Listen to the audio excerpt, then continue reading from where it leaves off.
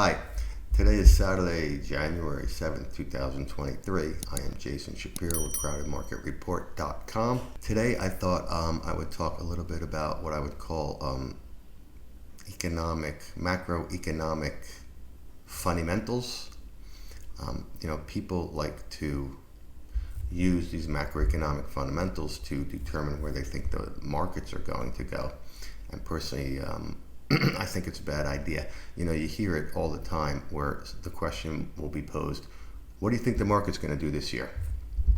And the answer comes out as, well, I think the economy is going to blah, blah, blah, blah.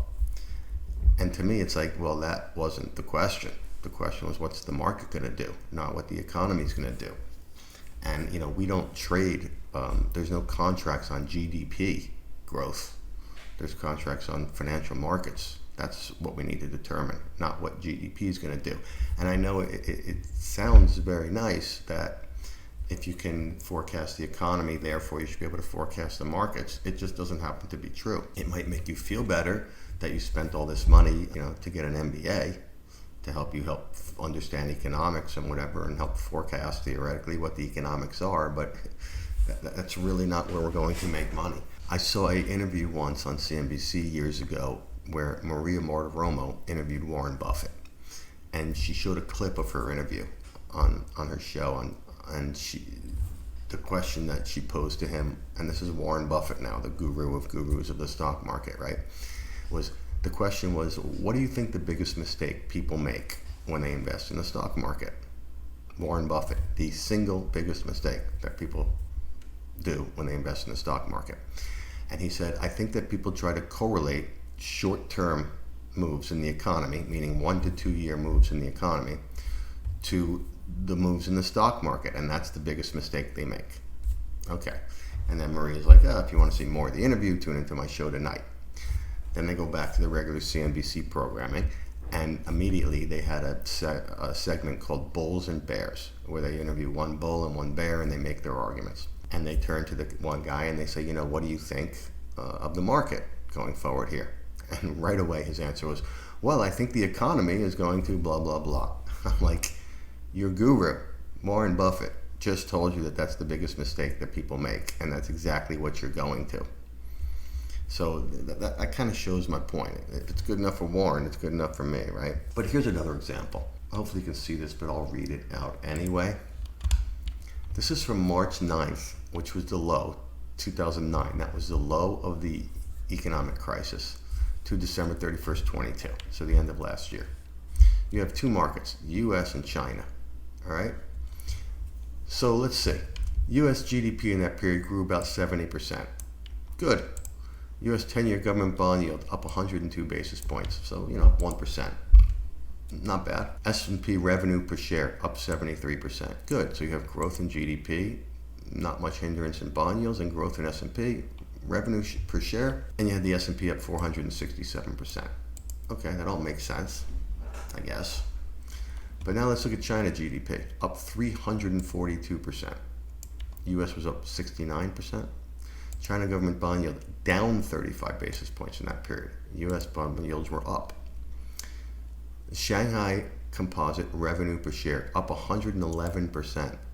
U.S. was up 73%.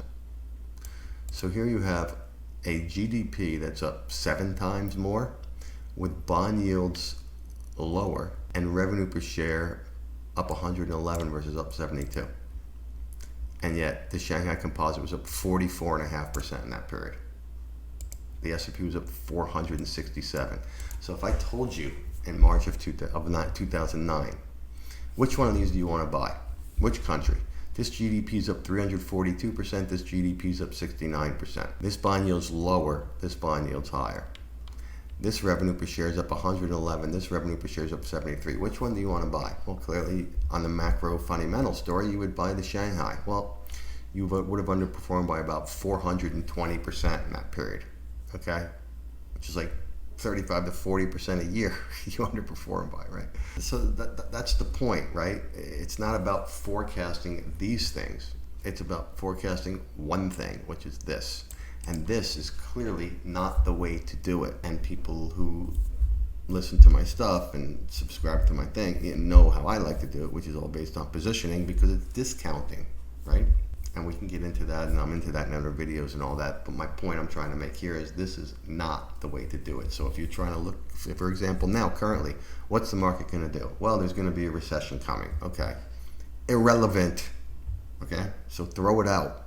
There may be a recession coming. Does that mean that the market's going down? Does the market have to go down in a recession? I don't know that it does, right? In fact, if a recession comes, there's always going to be a recession at some point, right? There's been how many recessions in the market, in the US, for example, over the last 100 years? But the market goes up over time. So at some point, you realize that, you don't want to sell recession, you want to buy recession because it's going to come out of recession. Right? So don't let this rhetoric that these people talk about confuse you as to where the market's going, is my point. Okay, I hope that makes sense. I hope that helps. Always happy to hear questions and comments. Please subscribe to us on YouTube if you like this.